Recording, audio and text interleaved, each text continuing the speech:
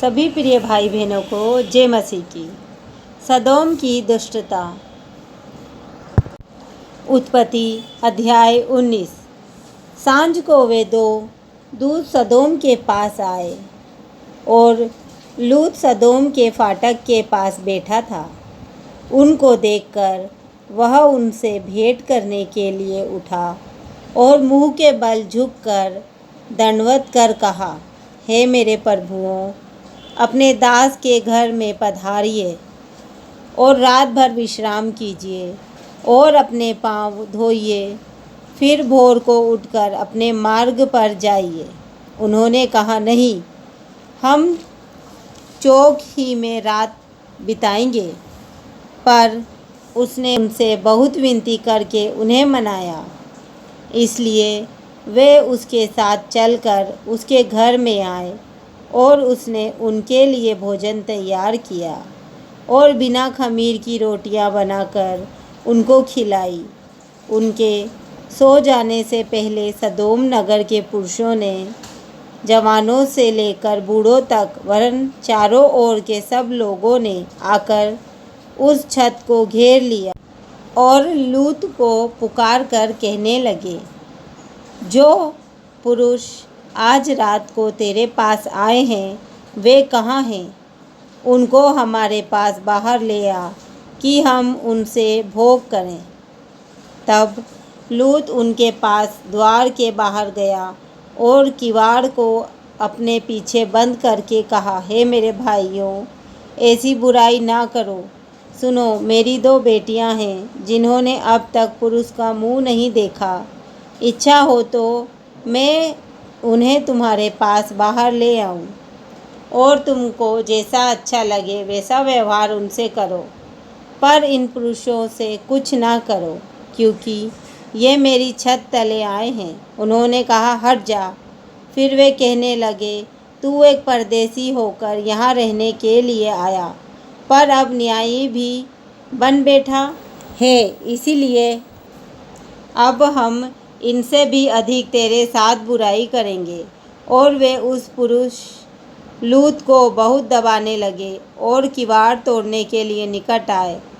तब उन अतिथियों ने हाथ बढ़ाकर लूत को अपने पास घर में खींच लिया और किवाड़ को बंद कर दिया, और उन्होंने क्या छोटे क्या बड़े सब पुरुषों को जो घर के द्वार पर थे अंधा कर दिया।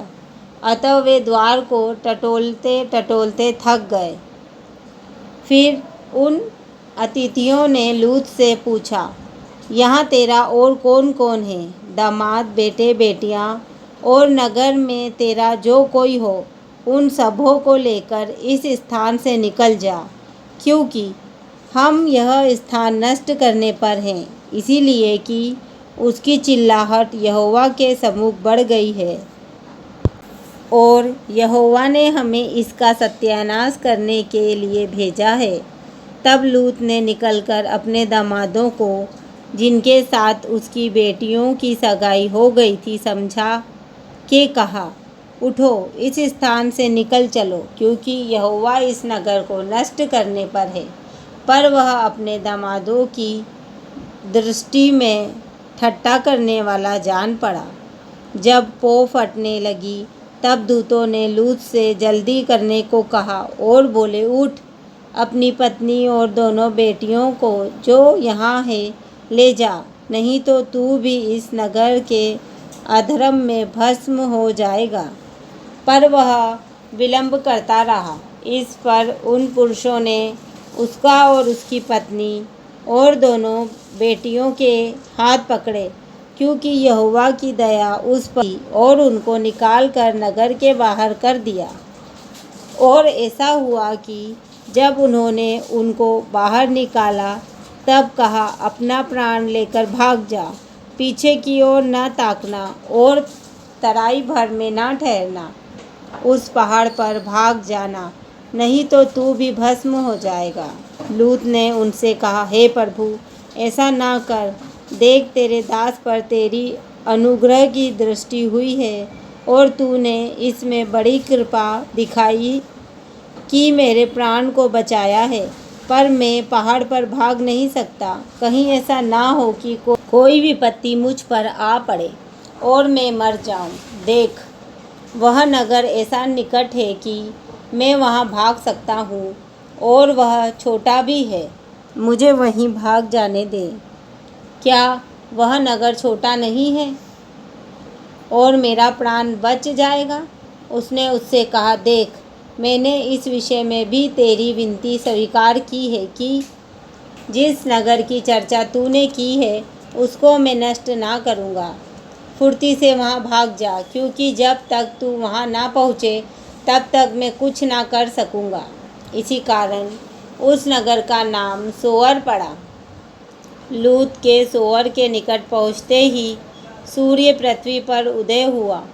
तब यहोवा ने अपनी ओर से सदोम और अमोरा पर आकाश से गंधक और आग बरसाई और उन नगरों को और उस संपूर्ण तराई को और नगरों के सब निवासियों को भूमि की सारी उपज समेत नष्ट कर दिया।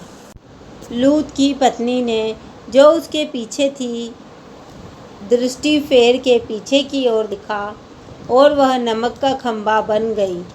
भोर को अब्राहम उठकर उस स्थान को गया जहाँ वह सदोम के सम्मुख खड़ा था और सदोम और अमोरा और उस तराई के सारे देश की ओर आँख उठाकर क्या देखा कि उस देश में से धधकती हुई भट्टी का सा धुआं उठ रहा है। और ऐसा हुआ कि जब परमेश्वर ने उस तराई के नगरों को जिसमें लूत रहता था उलट पुलट कर नष्ट किया, तब उसने अब्राहम को याद करके लूत को उस घटना से बचा लिया। फिर लूत ने सोअर को छोड़ दिया और पहाड़ पर अपनी दोनों बेटियों समेत रहने लगा, क्योंकि वह सोअर में रहने से डरता था। इसीलिए वह और उसकी दोनों बेटियां वहां एक गुफा में रहने लगे।